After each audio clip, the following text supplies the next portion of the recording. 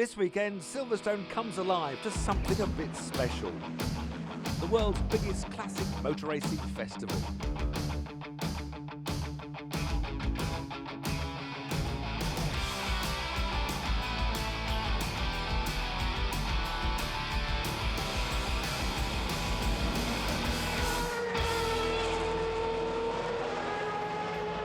Welcome to the Silverstone Classic 2017, a journey through a time warp of motoring. A place where you can discover almost every type of car you can think of, either on display or better still, out racing on the track. The Silverstone Classic really is the biggest and best historic car festival in the world. Coming up, there'll be lots of drama and action from the racing out on track. We'll also be exploring the other side of the show, away from the racing, and celebrating a few special anniversaries along the way. And we'll also be keeping a close eye on some familiar faces that are brave enough to take on the celebrity race. That should be a lot of fun. But I'm not just presenting this weekend because I'm in a couple of races as well. So I'll be right in the thick of it.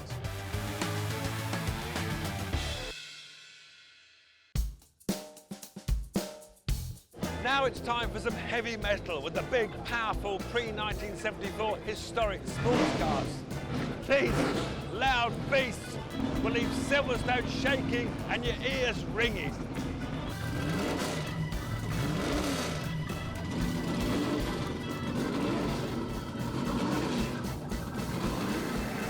Stunning sight in the beautiful sunshine at Silverstone as they rush up to the line. The FIA Masters historic sports cars underway, thundering down to the first corner. Lola T70s left and right, but problems in the middle of the field as Diogo Ferrao running out wide in his T292. So it's a mixture of Can-Am big banger cars, the Lola T70s with the Chevy V8s, and 2-litre sports cars. All arms and elbows on the first lap. Martin O'Connell leads in the orange Chevron B19 on board with Max Banks. And look at the fuel in the injectors on that Chevy V8 in his McLaren. Talk about running rich, fabulous look back. You almost can't take your eyes off those injector trumpets. There's a great battle raging behind though. And he sneaks up the inside of Paul Gibson in that Team Surtees coloured Lola T70. Mark III Lola T70 Coupe, such a fabulous device, one of the prettiest sports cars ever and very effective as well. But the grunt of the Can-Am McLaren hauls it away off the corner. Take a look again at the rolling start with Martin O'Connell, third on the grid behind Paul Gibson, but look at Dan Gibson, throws his T70 down the inside, drifts out wide, and O'Connell gets by. Look again at the top of the screen, battle for ninth. Diogo Ferrao in the red and white Lola, that's a T292. Down the inside of Robert Oldershaw in his T212, both 2-litre sports cars. The Portuguese driver squeezes back through, started on the front row, made a little bit of a mistake in the first corner, cold tyres catching him out.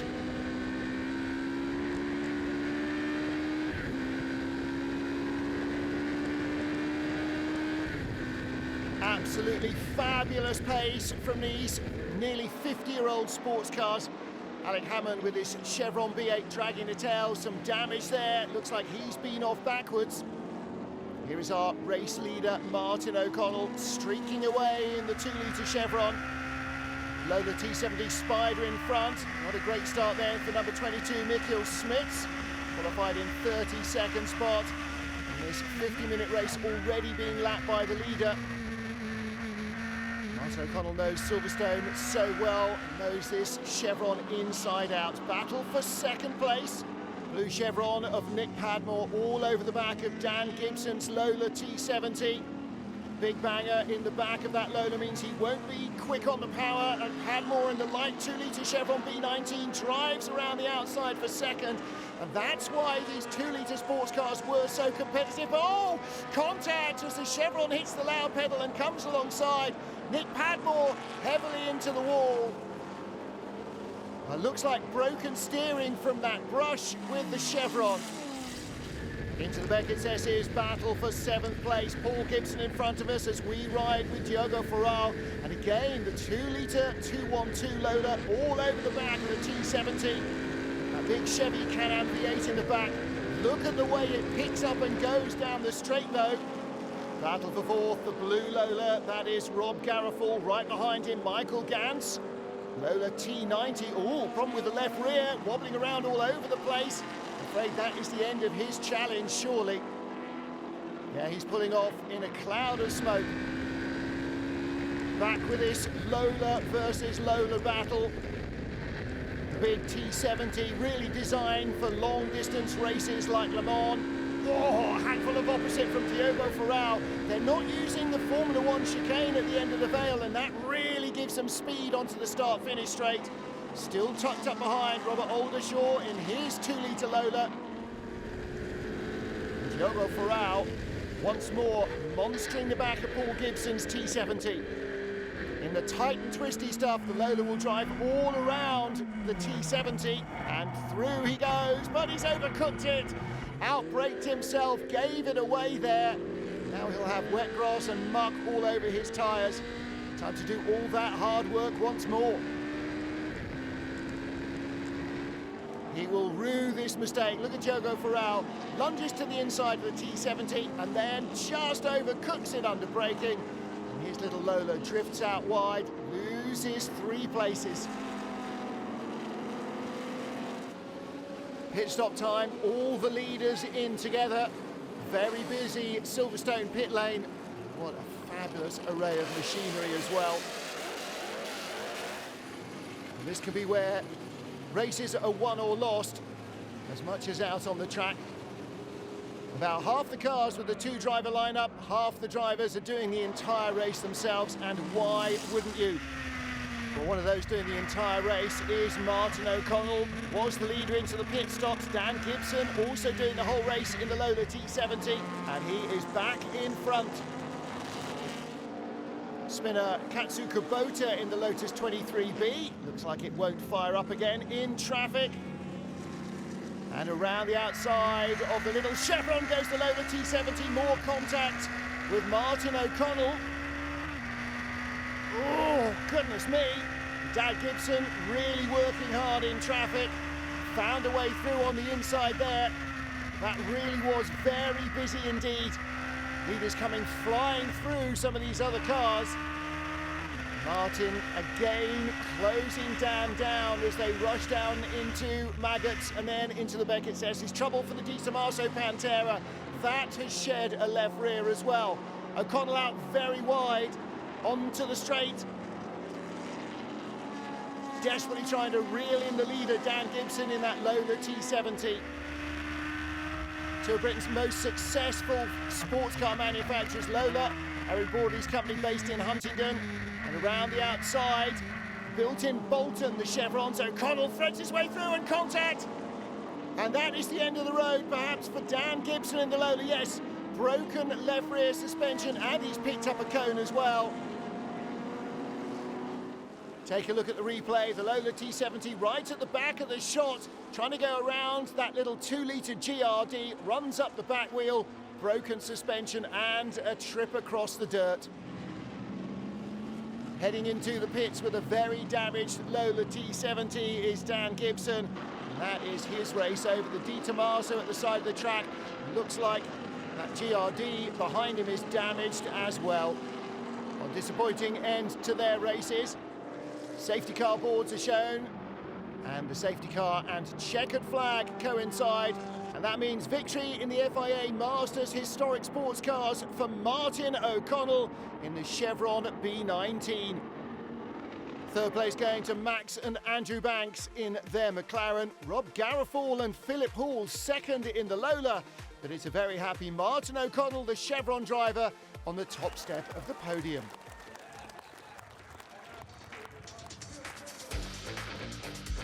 This year at the Silverstone Classic, we have a star-studded lineup battling it out in the Celebrity Challenge Trophy, raising money for Prostate Cancer UK. This was really for fun, but it's been quite a commitment for everyone involved. So we had to start them off with their ARDS test, which all of them did here at Silverstone. It's a bit of a commitment. I did my test a few weeks ago, and I found that really tough. I got travel sick, didn't want to tell anyone, thought the camera was going to get me throwing up over the instructor. And then they come and sit a written test, which is a bit odd when you're a bit older. It's a bit like being back in a schoolroom.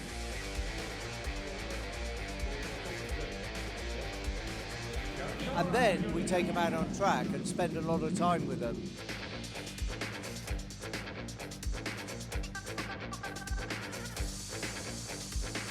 Look at the size of it. Have you ever seen those big slippers advertised in the back of a newspaper?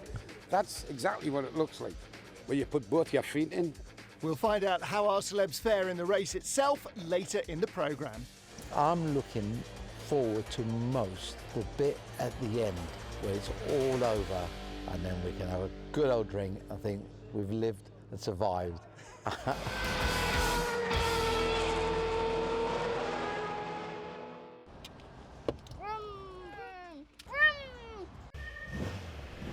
Jet sponsors coverage of the Silverstone Classic. The action comes thick and fast at the Silverstone Classic, so let's take a look at some of the other races. As ever, the Commander York Trophy for the Formula Junior cars had massive grids.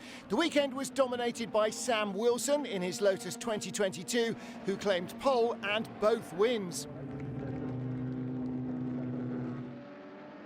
In the race for the Pre-61 sports cars, there was a great dice for the lead.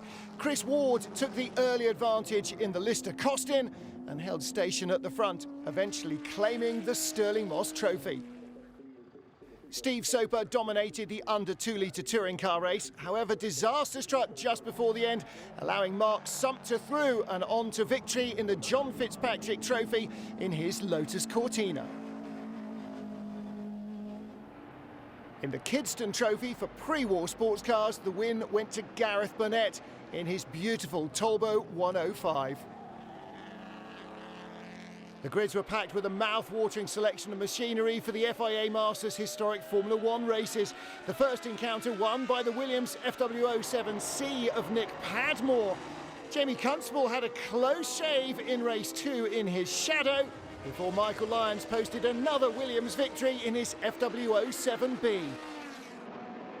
The Maserati Trophy was for pre-66 Grand Prix cars. Sam Wilson claimed the first race win in his Lotus 18. In race 2, John Fairley claimed victory in his Brabham BT11/19.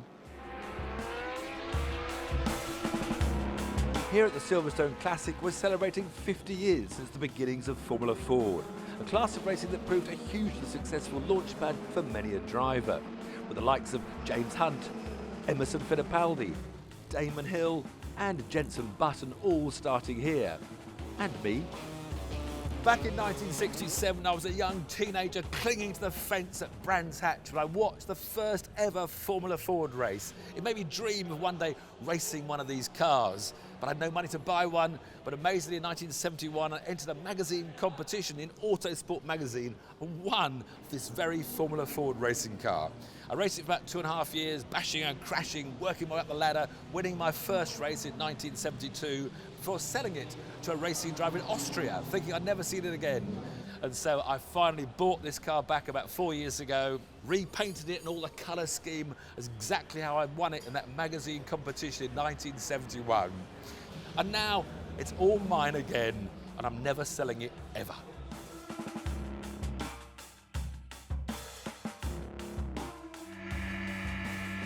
Ready for the rolling start of Formula Ford 50 presented by Historic Motorsport International, looking back at this massive field from front row starter Callum Grant. Michael O'Brien on pole on the left of your shot in the blue car, very slow away in his Merlin. Everybody else already jockeying for position before the start line. And it's Callum Grant, also in a Merlin, who takes the lead into the first corner. Track relatively dry, but still damp offline. Tiffany Dell in this historic Lotus that he won as an Autosport reader in a competition in the very early years of the championship. Great to see it rebuilt and back out. Callum Grant leading from Michael O'Brien. Mark 20 Merlins, very much the thing to have at the moment, it seems. Merlin versus Merlin, the battle for the lead on the left. Michael O'Brien trying to go down the inside of Brooklands. Oh, late lunge past Callum Grant, can't hold on to the car, drifts off on the slippery stuff, and Grant spins. Wow, that was close in the gravel trap. There is number 1, Callum Grant. Still has an engine, but there are cars off everywhere. New leaders then, more Merlins. Right in front of us is Sam Mitchell as we ride with Ben Tilley. Classic Formula Ford racing. Originally with a 1500 GT Cortina engine, they went to the 1600cc Kent engine, groove tyres, no aerodynamics. Look again from Callum Grant. I think there might be oil down there. That didn't look like just a wet track as everybody flew off in all directions. Back with our lead battle. And Ben Tilley out front now in the white Merlin. Sam Mitchell with him, checking the mirrors. Down the inside comes Mitchell.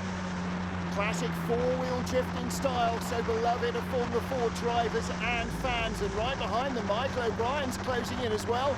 Slipstream, a very important part on a high-speed circuit like Silverstone, with no aerodynamics. These cars tow up behind each other really superbly. The whole concept brought to fruition in a matter of months by John Webb of Brands Hatch and Jeff Clark of Motor Racing Stables, initially as a racing school concept. And the first races in 1967. Our Tiff was there as a fan. Formula Ford exploded across the globe in popularity, with tens of thousands of race drivers having cut their teeth on it. And it's racing like this, the battle for second, that still keeps the drivers and the crowds coming back. Michael O'Brien sneaking around the outside at Stowe into second position. But this is still anybody's race. The cut and thrust of open wheel racing. For many, it was their introduction to car racing long before karting became part of the ladder to Formula One. Racing champions cut their teeth in Formula Fords, and you can see why they were so excited about it. 48 coming alongside Ben Tilley, trying to sneak back through Michael O'Brien, can't get by him. And still Sam Mitchell leading by a few yards. Brabham and McLaren were originally approached to design the chassis. Colin Chapman at Lotus already firmly in bed with Ford, though. He was the man who saw the potential for selling customer cars. And so the very first Formula Fords were all Lotuses, but then they multiplied, and the Merlins that you see at the front of the field now, one of the more popular marks, sweeping around the outside to take the lead, has gone Michael O'Brien. Up into second comes Ben Tilley. So Sam Mitchell first to third in a couple of corners. And that's allowing the cars that spun earlier to catch them up as well. Ed Thurston in the yellow Eldon there. He is 73, battling for fourth place at the moment with Max Bartel, who's also in a Merlin. Tiffany Dell's Lotus working its way through the field. On the hanger straight, Ben Tilley in the slipstream behind Michael O'Brien. Breeze is right by him. Let's go, he says, escape these guys, and they need to, because look, here's the Eldon of Ed Thurston looking up the inside into Stowe. And Sam Mitchell is still there as well. Into the Vale, and again, too wide, sweeping up the inside. But it doesn't work for Ben Tilley. He's going to lose second place if he's not very careful. The yellow Eldon is right in there. Ed Thurston trying to get alongside, but alongside him, the red car, that's Max Bartel, car number 4. He's been trying to get by Thurston right from the beginning of the race, still can't squeeze through. Tiffany Dell trying to wriggle his way up into the top 10, 11th place in front, Matthew Wrigley. And he's in another Merlin, very successful Formula 4 manufacturer, founded in Colchester in Essex in 1960. A big part of Formula 4's history. And it looks as though Merlins are going to dominate here. Last lap onto the hanger straight. And Michael O'Brien with a handy advantage, but it's a three-way tussle behind for the other two podium spots. And at the back, in the yellow Eldon, Ed Thurston might be in the driving seat. We're on board with Ben Tilley on the hanger straight for the last time. Slipstreams his way by Max Bartel in the number 4 car. So Merlin side by side, and up through the inside comes the Eldon of Ed Thurston. He got a good slingshot of both of them, trying to hang on around the outside. And will he take second place? He does. And Ben Tilley out to the driver's right, because up the inside of him comes Max Bartel. Checkered flag awaits. It's going to be victory in the Formula Ford 50 race for Michael O'Brien. Back marker stays out of the way. Ed Thurston is second, and the red car, Max Bartel, is third at the line. Frustration for Ben Tilley. And Tiffany Dell siding up the inside and into the top 10, but will he stay there? He too has a battle in the final corner. Alistair Littlewood getting alongside. A newer machine than Tiff's Lotus. And the Merlin with the inside line exiting the final corner. He will hang on. So squeezes by Tiffany Dell and pips our man for the top 10. Confirmation of the result, a frustrated Ben Tilley behind Max Bartel, Ed Thurston, and happy winner Michael O'Brien. Yeah, it was a really hard but good race. I mean, so close this racing this year with so many guys that could win, so it's always going to be difficult on this track, especially with the slipstream, to get away. And we just had a huge scrap all race long, so... Sometimes you need to take a break from the racing at the Silverstone Classic because there is so much else to see and do.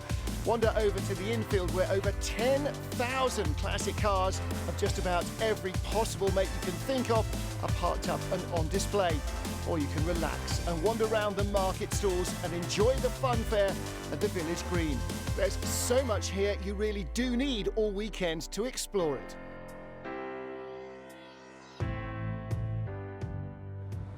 After the racing, there's always the rocking. And one of the highlights of the Silverstone Classic is the live music. There was a Summer of Love vibe on Friday night, headlined by the Bootleg Beatles.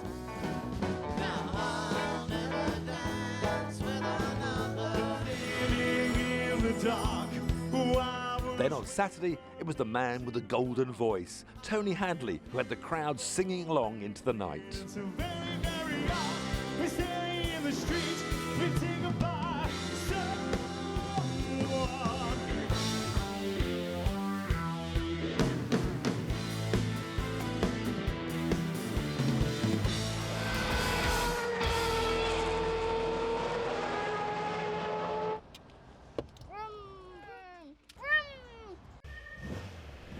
Jet sponsors coverage of the Silverstone Classic.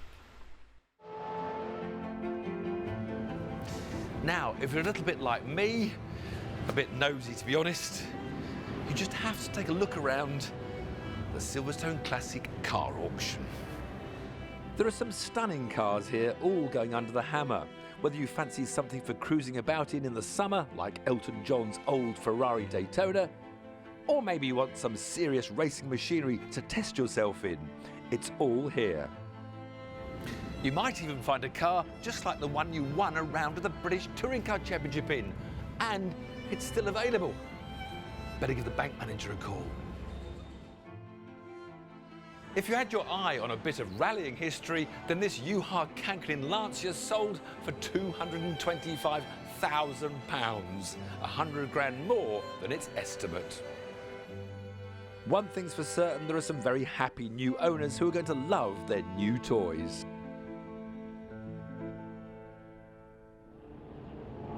And so it's time for the Celebrity Challenge Trophy. And as I'm in this one, I better go and check out the opposition.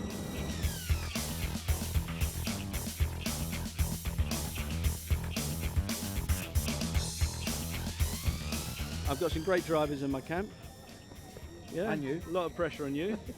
Amy, if you're brave enough to go head first down a toboggan run, this must be easy peasy for you.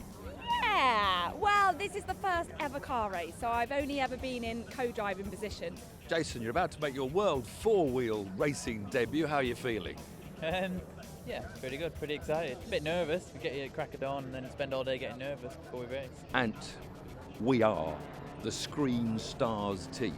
Dream team, I think I'd like to think. Well, we've got Mike Wedderburn, fellow presenter, and Carl Froch. So he's used to high-level competition. We did have Johnny Nelson, another former boxer, but he didn't pass his test. do you think we're going to win? Do you know what? We stand a really good chance. If you look at the team selection, we've got two really good drivers. Who are they? Theo and Blundell. Theo. We've got Theo. Howard, you're about to make your world motorsport debut. Yes. How do you think it's going to go? Obviously, I know this is so unprofessional. Look, it's Philip Glenister. Look. For goodness sake. Go, hey, Phil. Yeah. Hey baby, how are you? He's being interviewed at the moment for ITV4 by Tiffany Dell, and he's very embarrassed that his phone's on, in fact, to be honest. Brilliant. Well, I can call you. Philip, it was nice to record your telephone conversation. I'm very sorry, but did it go out? But what are you actually doing here? You're not volunteered to race, so you're not No, brave they won't enough. allow me to race because obviously, you know, I'm of a standard where I'm a danger to society and racing generally. Every time I say the word fire up or something. So I'm here to support you guys. Steve Parrish, better known as Stavros, always one for a joke and humour in the paddock. Yeah, I forgot to put my shirt on today, as you can see. What about musical stuff? What's the next future for you? I want to be a race driver and lose all my money. The Celebrity Challenge Trophy. 5 teams with their combined results counting towards the win.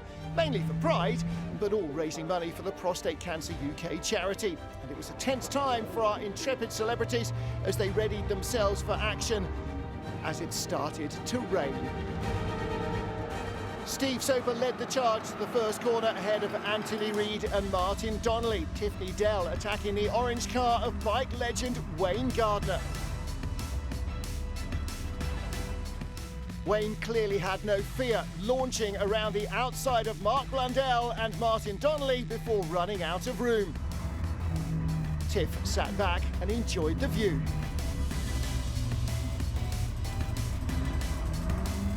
The damn track was proving tricky, even for our most experienced drivers. Jason Kenny was soon getting stuck in, the Olympic gold medalist in the thick of the action. There were cars spinning either side, but he kept his calm and aimed straight down the middle, gaining 2 spots. Carl Froch was soon on the ropes, spinning his tiny Austin. The track was becoming increasingly slippery. Even the team captains were having to fight their cars.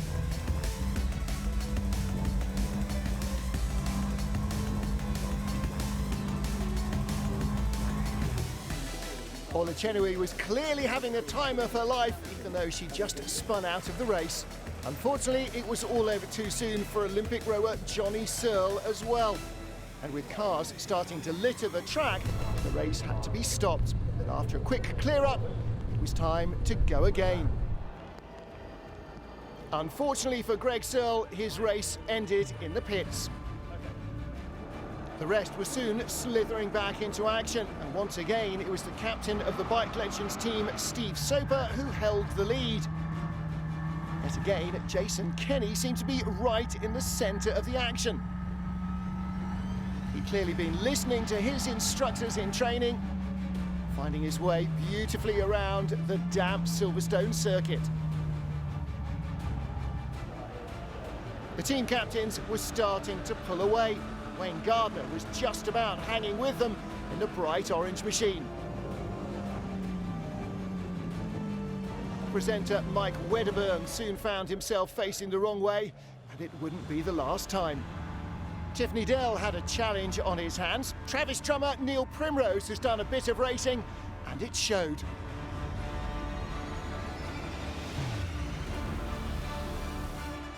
Rower Mark Hunter more used to doing his races facing backwards, and that's how his race ended. Team captains Martin Donnelly and Anthony Reid jockeyed for second behind Soper, Mark Blundell right behind them, while it was becoming hard to tell if Mike Wedderburn was just fooling around and enjoying himself or becoming dizzy. He carried on spinning his way around Silverstone circuit. To be fair to Mike, he wasn't entirely alone, though, in overstepping the limits of adhesion. Even Carl Froch's fancy footwork couldn't save him. And Anthony Reid, a seasoned touring car pro, even he managed to overstep the mark. Jason Kenny's delicate touch was paying off, thanking every spinner for the places he picked up. Biker Legends captain Steve Soper was first to the checkered flag, but as it was a team competition where every person in the team finished would be part of the overall score. Jason Kenny came home a respectable 9th for the Going for Gold team. Theo Pavitas finally got his chance to have a relaxed drink. Most relaxed of all, though, were the car's owners who donated them for the celebs to race. Most of the owners would go in the race the next day. As for Mike Wedderburn, even after the race, not sure he's entirely certain where Silverstone goes. Mike, an amazing race, but apparently you get the award for the most spins. Yeah, I found that quite difficult, Tiff. Enjoyable now I got back, but actually I got lost on the way back. I went to the wrong pits. So the woman there said, "You're in the wrong place, mate." So I had to go through the infield, all the punters looking at me and waving, "All right, mate." And I was like, "Yeah, fine." So it took me quite a time to get back.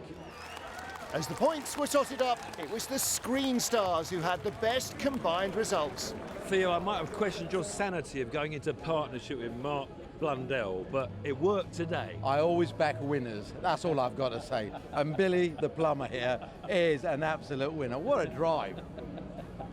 Proud of your team, though, including obviously, you know. I'm very proud of my team, including you, Tiff. Yeah, Theo, the guys. Fortunate for Ant because he had a little bit of a mishap and rolled over, but he's okay. But I think all the guys did a great job, and honestly, the conditions were horrendous. That trophy is ours. There were several anniversaries being celebrated at the Silverstone Classic, including that of the incredible Jaguar XJ220, now remarkably 25 years old. This weekend, over 40 cars took to the track in a celebratory parade, at the head of which were all 3 entries from the 1993 Le Mans 24 Hours back together for the first time. David, you're about to be reunited with a car you won Le Mans and then sort of didn't win Le Mans, but still great memories. Sharing the podium with your brother who won overall that year. Yeah, I mean, when I think back in '93 when Jeff and I won Le Mans, it was a very special moment. My dad was there, it was pretty cool. But yeah, I mean, obviously with the story with the 220, we got disqualified afterwards, or we raced under appeal. And there was a bit of Tom Walkinshaw and the ACO battles going on. And we become the victim of it, and we didn't end up winning, but we did on track. And how's the car to drive compared with like a proper Group C racing car? Well, quite different. It's more like a sort of big GT1 car, really. I mean, when we first got it, the car was really loose to drive, which you would have loved.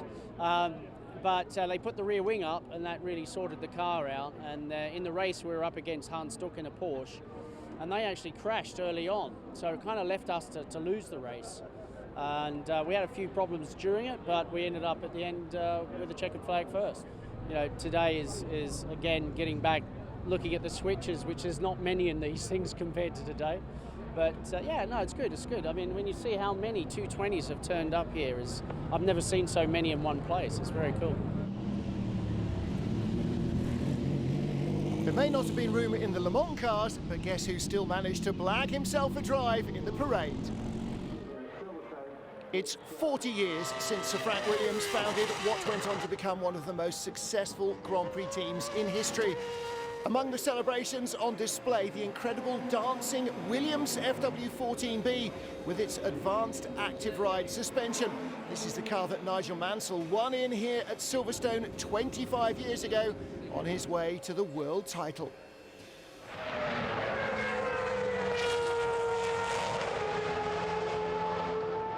To mark what would have been Bruce McLaren's 80th birthday, there was a parade of the company's road cars.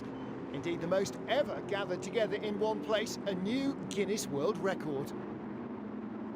It's not just the big expensive stuff that's celebrated at the Silverstone Classic. 2017 also marks the 60th anniversary of the iconic Fiat 500, or Cinquecento in Italian. And these little beauties were also on parade around the track.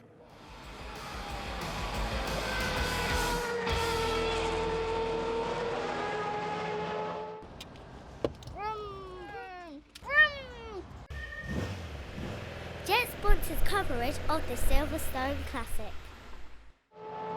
The sheer variety of racing at the Silverstone Classic is quite incredible. Having won race 1 of the Formula Fords, Michael O'Brien did it all again in race 2 despite a damp track. Wolfgang Friedrichs and Simon Hadfield dominated the RAC Tourist Trophy race in their 1960 Aston Martin DB4 GT, claiming victory. In the RAC Woodcote Trophy, victory went to Frederick Wakeman and Patrick Blakeney-Edwards. In race 2 of the Celebrity Challenge, it was the owners who got to race their cars. It was Mike Jordan who took victory in his Austin A30. Gary Pearson was again successful in Jaguars, drifting his E-Type around beautifully to win the Jaguar Classic Challenge. The Gallet International Trophy for pre-66 GT cars basically boiled down to a battle of the Cobras. Graham and Ollie Bryant bringing their car home in first. It was very wet for the first race for the mighty Group C machines. Steve Tandy in the Spice SE90 slithered his way to the win, while in race 2, Mercedes C11 of Crichton Len Dudis was the car that took victory.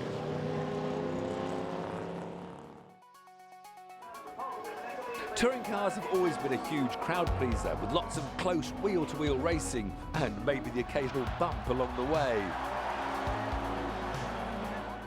It's certainly never dull, and they're raced just like that here at the Classic.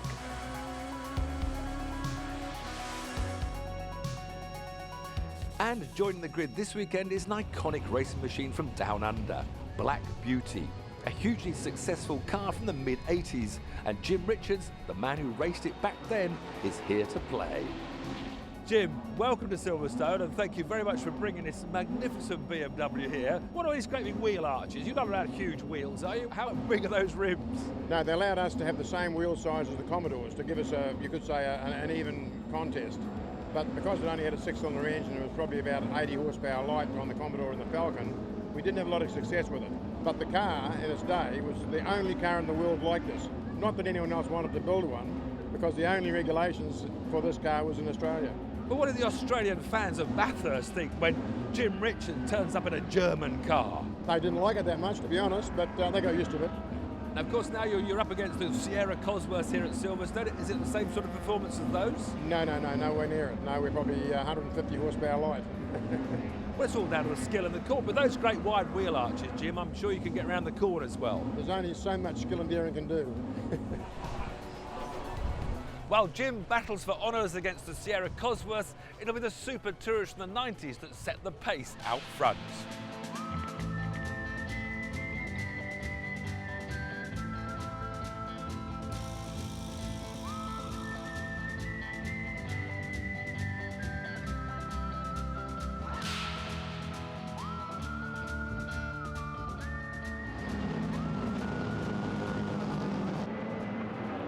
Packed grid for the start of the 20-minute Super Touring Car Trophy. And away we go from the start pole position. The silver Volvo S40 of Jason Minshaw. We're on board with James Dodd in the Honda through to second, and the Audi. Contact with the Honda of Chris Payton there. Two Hondas facing the wrong way. Well, this could be Super Touring back in the day, couldn't it? Audi in the middle of the pack. And there he is, John Minshaw, trying to rejoin the circuit in between the Nissan Primeras. The number 10 car of Dan Wheeler. Take a look at the start, and Minshaw spearing straight on now. That's a bizarre incident. Takes out the ex-Gabriele Tarquini Honda of Chris Payton. And facing the other way, Graham Dodd. On board with son James, who was in second. He's got no gears. Well, he seems to be shifting down, but it was in neutral. Keith Butcher goes around him in the other Audi A4. Right behind that Mondeo, car number 7. That is Darren Fielding going through. Looks like the Honda's staying offline, but picking up speed again. An intermittent problem is worse than no problem at all, isn't it? All trouble behind, very smoky Vauxhall Astra pulling off. That's Roger Stanford, the least elderly car on the grid. And in the second group of cars, the Sierra RS 500s of Gianfranco Brancatelli, former European Touring Car champion, in that Bastos liveried Eggenberger Sierra. Mark Wright in the white car alongside, and Harry Whale, son of Nick Whale, who raced the Auto Trader BMWs in period. He goes through into second place. And Mark Smith's BMW, with the number 10 on its door, trying to get by Paul Mensley's blue Sierra. Gianfranco Brancatelli in the Bastos car, up the inside of Mark Wright at the start and leaves him no racing room. He still has the fire in his belly, Gianfranco. 1985 European Touring Car champion in the beast of a Volvo 240 Turbo. Then raced for Eggenberger in this Sierra era, just been repassed the lead by Mark Wright, who came back at him. These Sierra RS 500s, real beasts of the racetrack across the globe. From Bathurst to Brands Hatch. Hugely powerful rear-wheel drive, not enough tyre for the power, light switch delivery from the turbocharged four-cylinder engine, and Gianfranco all over the back of Mark Wright. Harry Whale hanging on in third in the BMW M3 that his dad drove in the British Touring Cars in period, and Gianfranco Brancatelli on the grass there. Now he's checking the mirrors. There is Harry Whale in the background. Mark Wright may be squeezing away. Compare and contrast Darren Fielding's ProDrive built Ford Mondeo, a racing car disguised as a road car, front-wheel drive, but hugely sophisticated, these Super Tourers. And they're already amongst the Sierras. Here's the battle for second. John Minshaw in the silver Audi, the Nissan behind him, Dave Jarman, the ex-David Leslie Primera. In the second Audi, that's Keith Butcher. Darren Fielding's Mondeo is chasing. Sequential gear shift, and hundreds of hours gone into this highly sophisticated chassis. Less sophisticated and more road-based. BMW 635i driven by Jim Richards in period, and here at Silverstone, 7-time Bathurst winner Jim Richards. And the 635 CSI goes by Mike Wrigley in the Rover Vitesse. 80s battles still being led by the Sierra 500 Dice. Gianfranco Brancatelli in the red and white car, and Mark Wright in the Motorcraft machine right behind. Brancatelli pounding the middle pedal. Look how road car standard it is. Dashboard, door cards.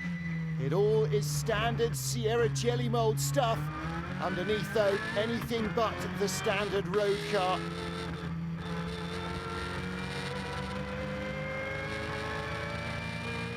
Race leader in amongst the 80s cars. Chris Ward's Jaguar XJS behind, also a Bathurst winner. But Jason Minshaw, showing the development of nearly 20 years of technology in the Volvo S40, goes sweeping by as Mike Wrigley's Rover gets back in front of Jim Richards in Black Beauty. And still, Mark Wright and Gianfranco Brancatelli, door handle to door handle, sliding the cars off the corners. It takes you right back 30 years ago since the Sierra 500 was in its pomp. And these cars not only fast, but reliable as well. Gianfranco Brancatelli and Bernd Schneider won the Spa 24 hours in one. Oh, and a move down the inside by Mark Wright, overcooks it. Brancatelli was having a struggle with the gearbox there, but somehow came back out in front. Take a look again. Mark Wright slides through on the inside. There's the tiniest rub. And Brancatelli once more has the car under control, retakes the lead. Looks like Mark Wright is not giving this one up. Gianfranco Brancatelli, at the height of his powers over 30 years ago. He's still got it though, hasn't he? Knows these cars inside out. Multiple British Touring Car champion Andy Rouse, the man who started this. He built a turbocharged engine Ford Mercure, which only existed in South Africa, to bring to British touring cars, and that then sparked the RS 500 revolution. Huge smoky lockup for Brancatelli. Through goes Mark Wright. Now, has he got enough of an advantage over Brancatelli? I'm not sure there's ever enough of an advantage, but he is having a bit of a problem with the gearbox. Oh, and again, misses a shift, and I think that might be battle over. Gets it into top, still plenty of boost. It's the downshifts that aren't helping him well. Oh, trouble for Tony Absalom in the ex-James K Vauxhall Cavalier. Checkered flag is out. Jason Minshaw, the dominant force in the Super Touring class in the Volvo S40, and he claims victory. A confirmation of the result, Dave Jarman taking third place, John Minshaw in second in the Audi, but it is Jason Minshaw who claims the win in the Volvo.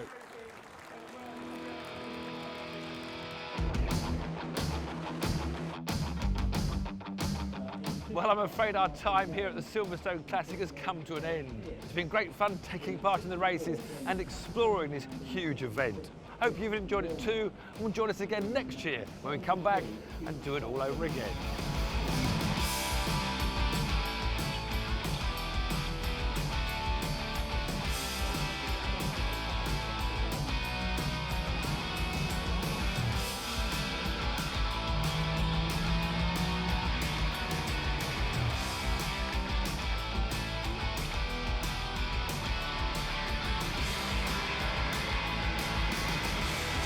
Hey!